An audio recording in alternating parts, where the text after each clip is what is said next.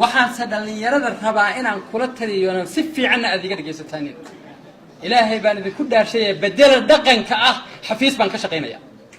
waa inaan bedelnaa inaan tiraadid shaqo ma qabanayo ilaa xafiis la ii magacaabo oo aan xafiis fariisto waxaan rabaa inaan in yar idin la wadaago waa kuma maxamuud khaliifka maanta idin hortaagan xagee buu ka yimi ma wuxuu ka yimi family millionaire oo dhaqaale badan leh oo silver spoon baa lagu soo barbaariyay maya waxaan ka imi family faqri baan ka imi waa ku faana waxaan leeyahay waxaan maxbuus u ahay biography-gayga meeshan ka imi maxbuus baan u ahay kama cararayo waan ku faanaya waxaan ka soo shaqeeyay markaan dugsiga dhexe magaaladan ka tagay aan qarda tagay ee aan dugsiga dhexe aan dhiganayay oo aan dugsiga dhexe ka baxayay waxaan bilaabay inaan daaraha ka shaqeeyo waxaan ka soo shaqeeyay dhagax fundiga dhagaxa dhisaya aabahay guryaha ayuu dhisin jiray wax intaan raaco baan dhagaxa waxa la yiraahdaa wastaadka iyo kuuli baan soo noqday waxa ay gashay fiixda gacantayda asaan bay ku yeeshay noloshayda aan ku faano waan tusaa dadka dhagax baan ka soo shaqeeyay aanan qaadin karin si aan wad u helo income u helo si aan aabe iyo hooyo markay iyagu noloshayadii inay dabiraan isku dayeen inaan iyaga dhar u gado inaan iyaga baahidooda ha qabtiro ayaan ka soo shaqeeyay waxaan idiin sheegayaa inaan miraheedii goostay aniga oo wali ardaya inaan shaqo ku ababo waxaan tagay xamar jaamacaddii ummadda markaan aaday waxaan tagay aniga oo aan xamar ku lahayn aabe hooyo immediately family aan ku lahayn abti iyo hooyo la dhashay adeerkii hooyo la dhashay walaal midna aan ku lahayn laakiin in badan waxaan ku amaanaa bulshada Soomaaliyeed siday isu caawinto waxaan tagay sidee dhaqanka u aadso bulshada Soomaaliyeed guri qof qaraabadeeda u leeyahay markaan iyaama joogay ee jaamacaddii ummaddu ay qaadato imtixaankii galnay 6 bilood oo luqadda si aan waxaan isku dayay inaan guriga joogo markaan iyaama joogay waad ogtihiin bulshadu gurigii xoogaa la ladan ummadoo dhan baa isugu timaada dadkii baa ka batay maadaama aan malaha qofkii u dambeeyay ahaa ayaa waxaa laygu yidhi maxaa malaha fiicnaan lahayd guriga hebel inaad tagtid guriga hebel dabkaa ka dilsan xaqiiqadii waan ogahay waxaana siray guriga kan dabku ka shidan yahay labada qof oo guriga lahaa dad badan bay ahaayeen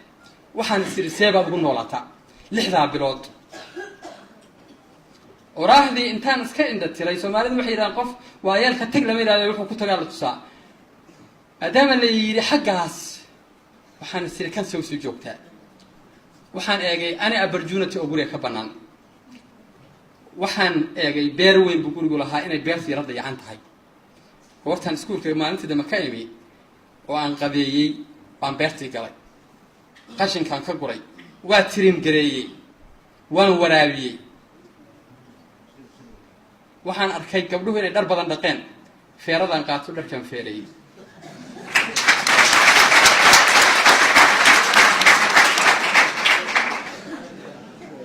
waxaan arkay oday ninka guriga lehii uu soo yara daahayo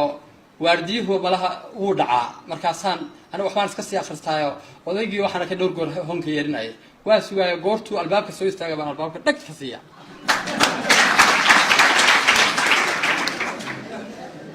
galabtii baan furaha soo qaataa gaarigan odayga u dhaqaa dacsadahan habaaska ka tuuraa gaarigan dhaqaa waa nadiifiya odaygu soo baxaa gaarigii oo nadiifa wargabankaan ducaysan axda ka yimid wuxuu odaygii ii bilaabay inuu isiiyo gaariga goorta habeenkii uu soo geliyo inuu pocket money isiiyo oo yidhaahdo adeer insha allah beri pocket money-gaaga waa kan wuxuu bilaamatay maamadii guriga lahayd inay i tiraahdo hooyo qolkayga hurdada wax ku akhriso si aan dhalinyaradaas ku mashquulin imagine waa shalay waxay ahayd guriga xagga laakiin maanta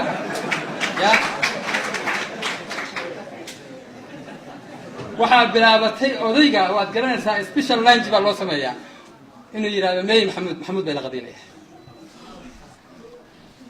markii 6 bilood ii dhamaatay baan subaxdii dama u imi aabe iyo hooyo waxaan ii dhamaaday luqadii waxaan ku xoroonayaa jaamacadda ummadda guri baa layga siiyey waan idinka mahad celinayaa intii aan gurigeena soo joogay markana waxaan doonayaa inaan guriga jaamacaddii ku xoroodo waa la naxay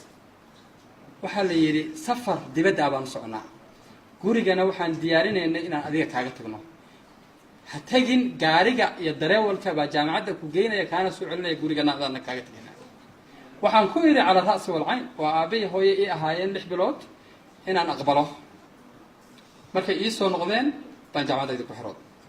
maxaan ka benefit garay haddaanan dhagaxa ka shaqayn daa opportunity maan helan waxaan dhallinyaradiina marka idin leeyahay please bedela habdhaqanka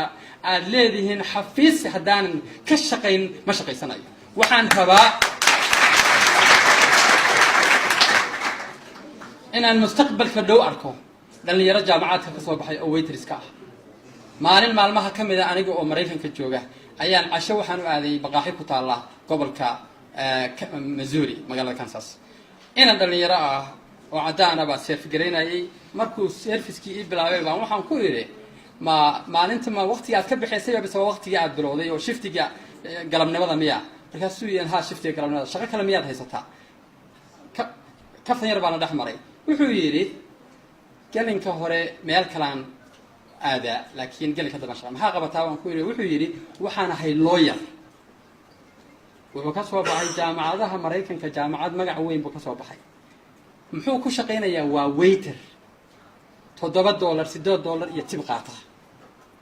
wuxuu yiri galinka horena waxaan volunteer ugu shaqeeyaa nin judge ah si aan khibrad u helo mustaqbalkana aan shaqo lawyernimo u helo